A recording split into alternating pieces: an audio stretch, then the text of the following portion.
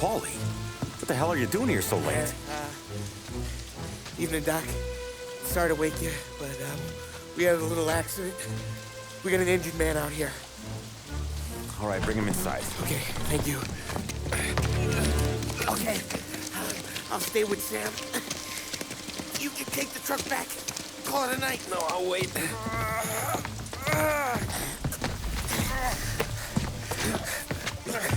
The doc's already got his hands full. No sense in both of us breathing down his neck. Go on, Tom. I'm gonna be fine. Okay. Hey, you did good tonight.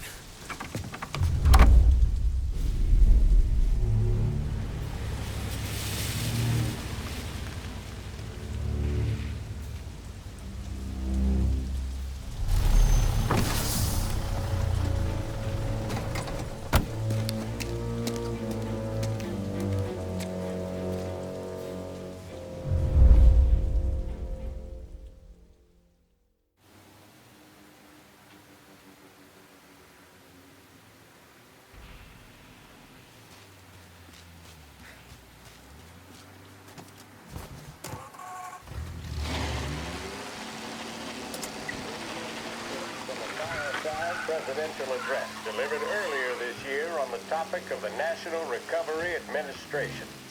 This is part of our series looking back over the president's plans and results since his inauguration. While we are making this great common effort, there should be no discord and no dispute. This is no time to cavil or to question the standards set by this universal agreement. It is time for patience and understanding and cooperation. The workers of this country have rights under this law which cannot be taken from them, and nobody will be permitted to whittle them away. But, on the other hand, no aggression is now necessary to attain those rights. The whole country will be united to get them forward. The principle that applies to the employers applies to the workers as well. And I ask you workers to cooperate in the same spirit. When Andrew Jackson, Old Hickory, died, someone asked, will he go to heaven? The answer was, he will if he wants to. If I am asked whether the American people will pull themselves out of this depression, I answer, they will if they want to. The essence of the plan is a universal limitation of hours of work per week for any individual by common consent, and a universal payment of wages above the minimum, also by common consent. My friends, I cannot guarantee the success of this nationwide plan, but the people of this country can guarantee its success. I have no faith in cure-alls, but I believe that we can greatly influence economic forces.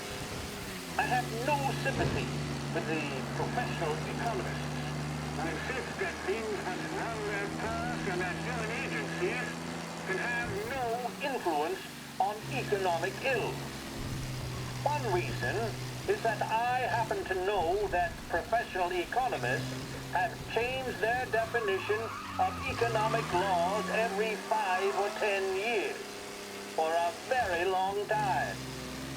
But I do have faith and retain faith in the strength of common purpose and in the strength of unified action taken by the American people.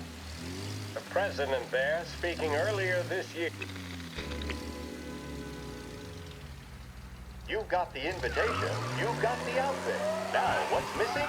Of course, the piece de resistance, the handbag. Behringer's women's department has a vast range of styles.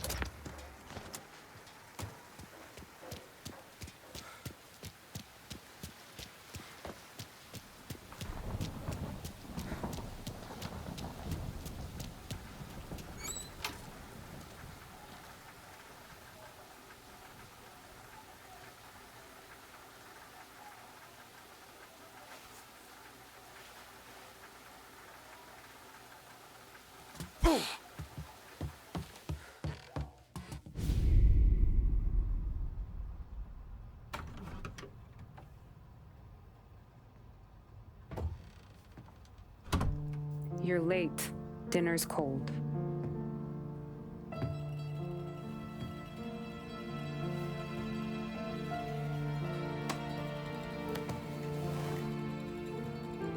Work.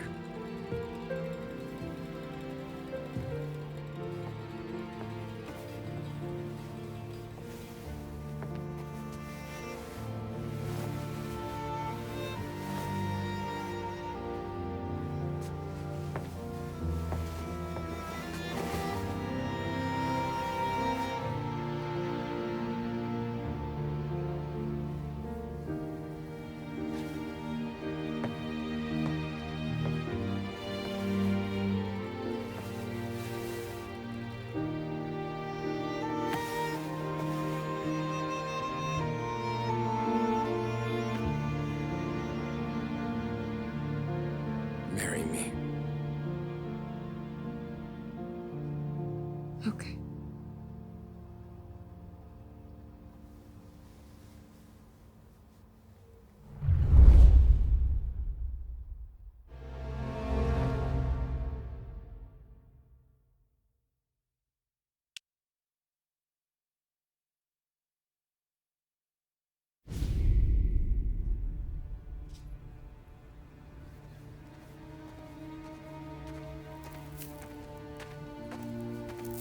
Hey, boss.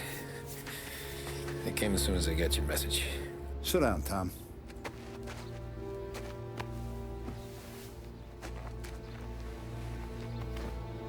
We have a mole, Tom. No. Oh. I was up all night driving myself nuts trying to figure it out. I started thinking maybe it's one of our guys. We aren't paying his fair share. Someone with a light wallet. Maybe looking to Morello for a new suit. Frank wasn't around, so I went to the safe to get the account books. To see who's getting cents on the dollar he's earned.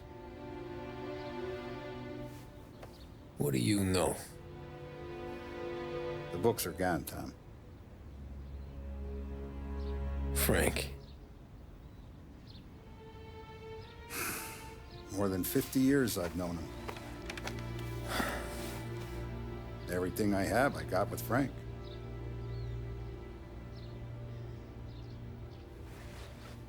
And every buck we've earned, every dime we've paid out, it's all logged in those books. Frank hands those over to the feds, we're finished. Frank respects one person in this whole town, and that's you. This has got to be some kind of misunderstanding. I've been calling him all day. I went by his place. He's gone. His wife and kid are gone. But why? I don't know. I'm sure he has his reasons. Maybe he's still smarting over the dog. But when you tried to drown? Yeah. Same one I shot after he wouldn't let me sink her. I was a stupid kid, Tommy. But grudge or no grudge, we gotta get those books back. Shake down all our stories. See who knows what. When you catch up to Frank, you get those books. And if he doesn't have them on him, you make him tell you where to find them. After that, you do what we gotta do.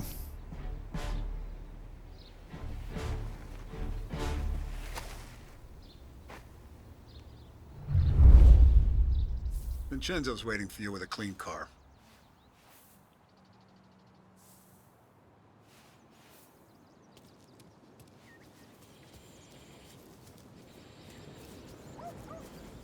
Tommy.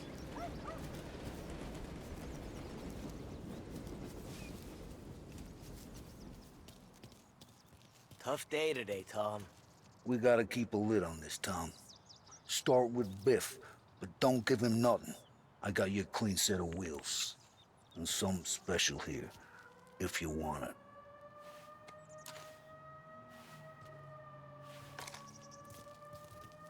When Frank sees a Lapara, he'll know.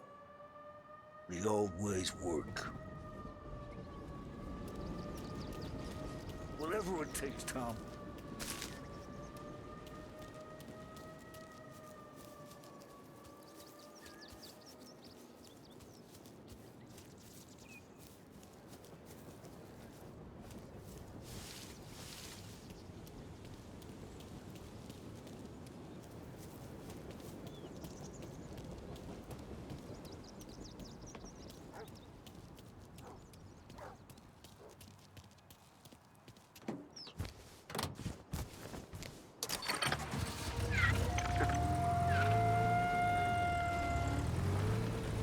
And now for the latest news.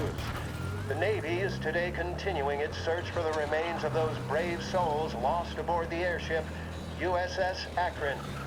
The Akron was destroyed in a violent thunderstorm off the New Jersey coast Tuesday morning, with the loss of 73 of 76 aboard. The disaster stands as the worst aviation accident on record. Yesterday, one of the survivors, Lieutenant Commander Herbert V. Wiley, spoke to members of the press and gave a brief account of the tragedy. He also spoke of the survivors' rescue by the German tanker, Phoebus. President Roosevelt has described the loss of the Akron as a national disaster and said that he grieves with the wives and families of those lost and the nation. We will bring you more on the disaster and the Navy's search as we receive it. Thank you for...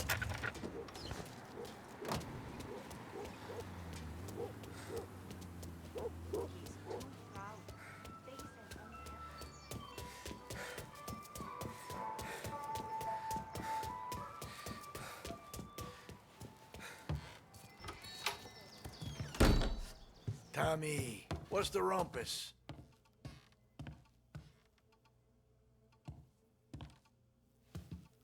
Heard any big news lately? Something that Don might want to know. It depends. What's it worth to you? $20. How about 40? All right, spill. The FBI's in town. They're getting something from Morello, but I don't know what. How'd you hear? Little Tony got some guy drunk in the Black Cat and drove him home. Heard a bunch of stuff, so he's the guy you want to see. Okay. Thanks.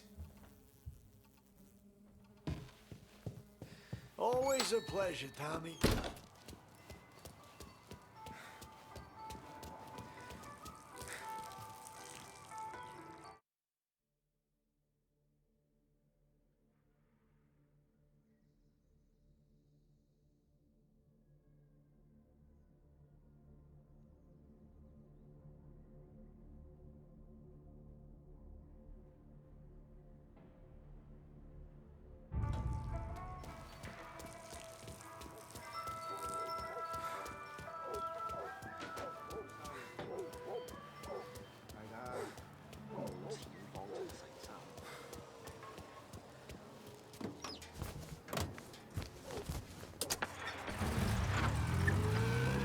Welcome to a WLH Sports Report.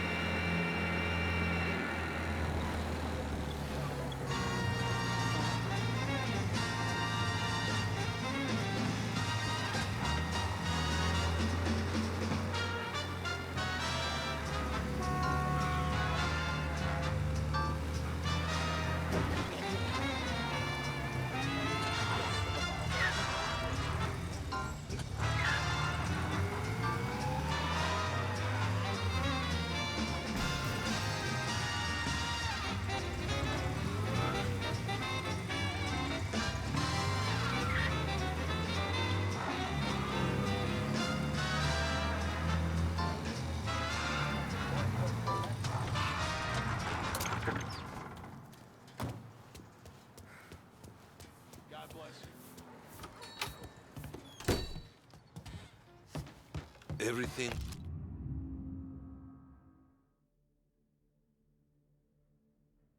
Okay, Tom.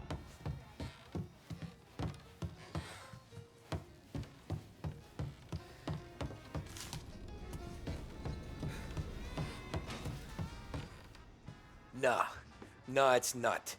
What's this about the guy you drove home who's with the feds?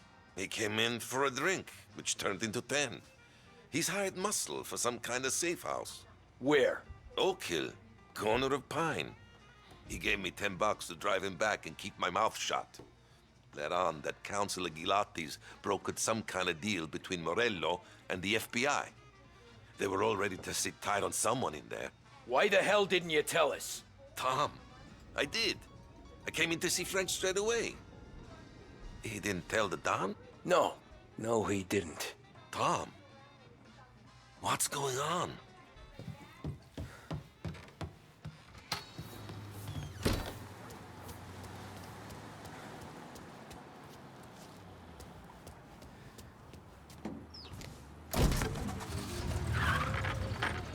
We return now to the coverage of Game 7 of the Gold Series. And by the looks of it, ladies and gentlemen, we'll be underway any minute now. The crowd here in the Armory are restless. You can almost taste the tension as we approach this, the deciding game between these two famous rivals. More than a little bad blood between them, and more than a couple of nasty flare-ups in recent years. Of course, this occasion, more than any other, could prove feisty, what with the drama that closed out the previous game. That, of course, saw the Lancers win to tie the series, and it's not often Empire Bay and Lost Heaven can boast the game's best current hitter and pitcher, respectively.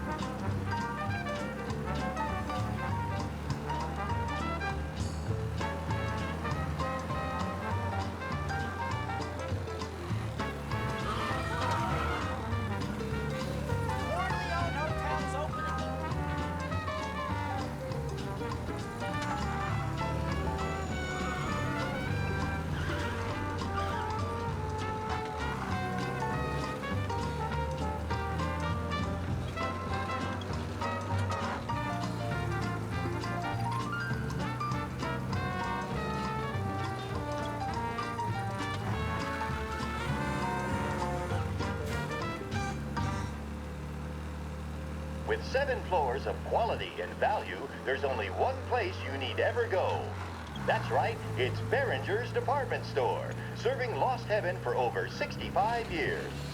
Behringer's, it's the name you can bank on. Good afternoon. You're listening to WBDS, broadcasting live from Behringer's Department Store, Lost Heaven's favorite shopping destination for over 65 years. Now, if that's not an institution, I don't know.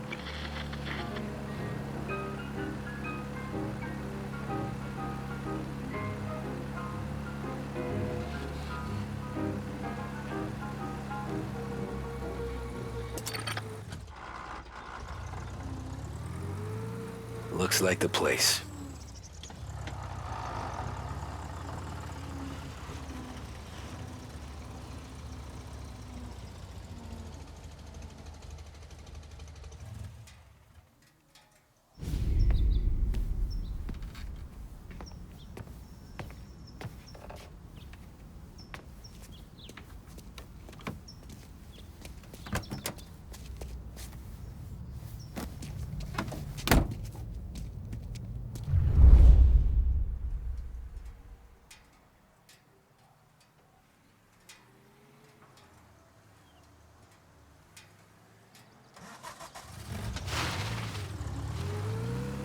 Take me to those account books, Frank.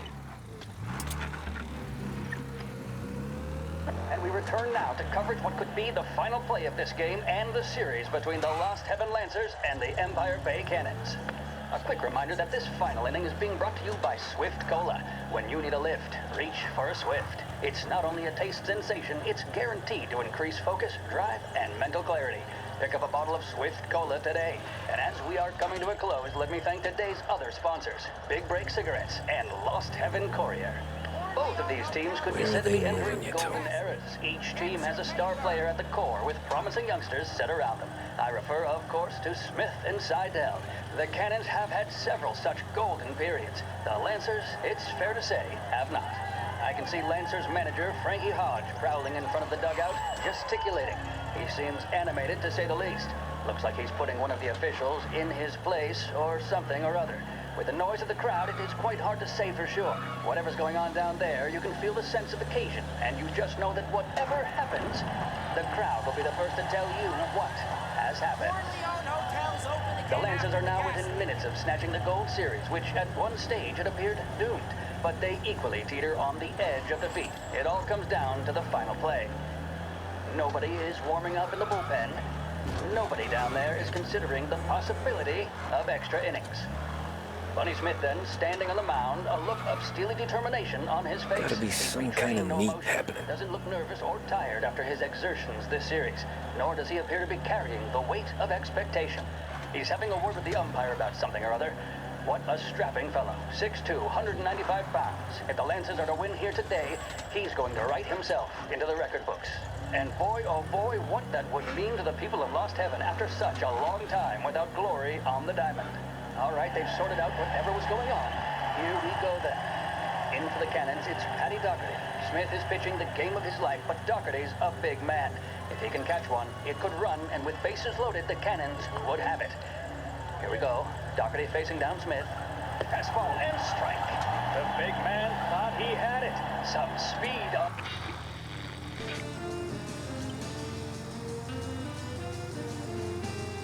Ah, shit. They taking you to the airport, Frank?